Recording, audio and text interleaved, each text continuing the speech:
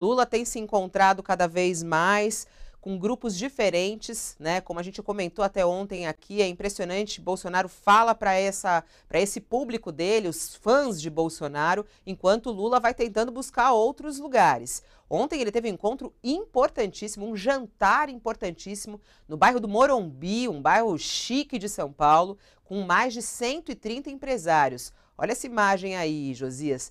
Tá aí a maior riqueza do Brasil, entendeu? A gente tem ali Abílio Diniz, presidente de banco, enfim, foi uma reunião extremamente importante. Lula conversou com os empresários e ele começou falando 2 minutos depois, ele falou assim, mas eu vim aqui para ouvi-los. E começou a ouvir os empresários, fizeram várias perguntas a ele se comprometeu com um monte de coisas com os empresários e disse, Lulinha, Paz e Amor e Alckmin estão de volta. E neste momento foi aplaudido pelos empresários. O que significa esse encontro com os empresários, Josias? Isso é um indicativo, esses empresários tinham ali até apoiadores do presidente Bolsonaro, que foram ouvir Lula. Essa sinalização de simplesmente estar ali para ouvir Lula significa alguma coisa? Significa muito, não é? Esse grupo de empresários, ele está reunido ali tem um grupo chamado Esfera Brasil, né? Que está ouvindo todos os candidatos à presidência.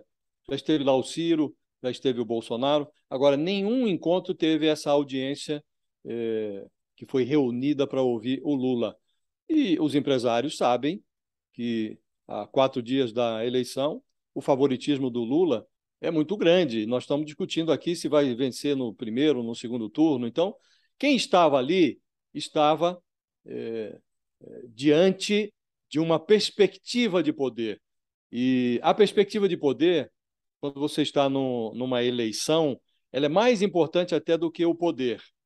E no caso dessa eleição que nós estamos vendo agora, o poder está muito enfraquecido, que é o Bolsonaro. Então, a perspectiva de poder representada pelo Lula, ela cresce. Quando você tem um movimento como esse que se formou em torno do Lula, o programa de governo vai ficando cada vez mais aguado, quanto maior é o número de pessoas aderindo, porque os interesses são muito contraditórios em torno do candidato e o candidato vai se abstendo de esclarecer o que pretende fazer se o seu favoritismo se confirmar e se ele, de fato, voltar à presidência da República. É o que está fazendo o Lula agora. Então, foi um jantar muito chique, esse de ontem.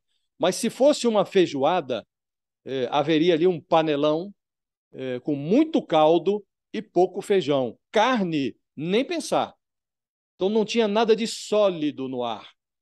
O Lula já abriu a conversa dizendo, olha, vim aqui mais para ouvir e gostaria muito de sugestões para viabilizar 2 coisas, que são as prioridades que o Lula apresentou aos candidatos. A retomada do crescimento econômico e a redução da pobreza. Foi como se ele dissesse, olha, muito bem, vocês vão ter a estabilidade de que precisam para investir durante o meu governo, mas eu não vou abandonar esse eleitorado que agora está na prática, patrocinando o meu retorno à presidência da República. Porque o Lula está sendo conduzido à presidência pelo eleitorado pobre, pelas mulheres, muitas delas mulheres pobres. Então, ele não pode abandonar esse eleitor. Então, ele já deixou isso claro. Agora, os empresários não conseguiram arrancar do Lula um mísero compromisso sobre estabilidade monetária, sobre compromisso de equilíbrio fiscal.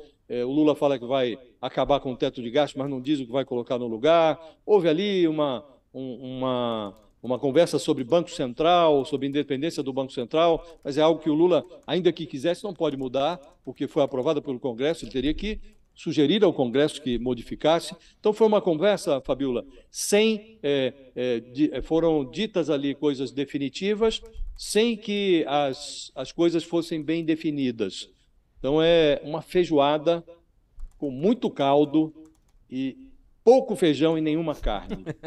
E assim tem Ai, sido os encontros Josias. do Lula, assim tem sido. É importante dizer assim, a gente não tem nenhuma fala do Lula lá, porque é um evento fechado. Nesses eventos com os empresários, nada pode ser gravado, a imprensa não entra. O que a imprensa fica sabendo depois é o que os empresários contam, a assessoria da campanha acaba soltando uma coisinha ou outra. Hoje tem algumas colunas sobre isso.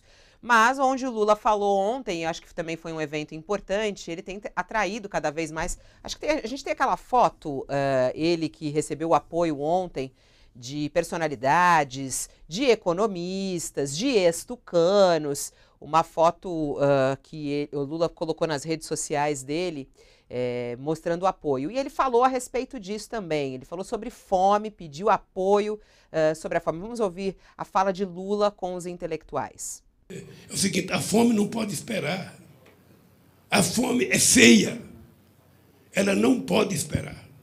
E não adianta dizer, não, primeiro temos que arrumar casa, é preciso olhar a política fiscal, é preciso fazer tal coisa, porque senão você vai gastar dinheiro. A fome não pode esperar. E nós vamos cuidar disso.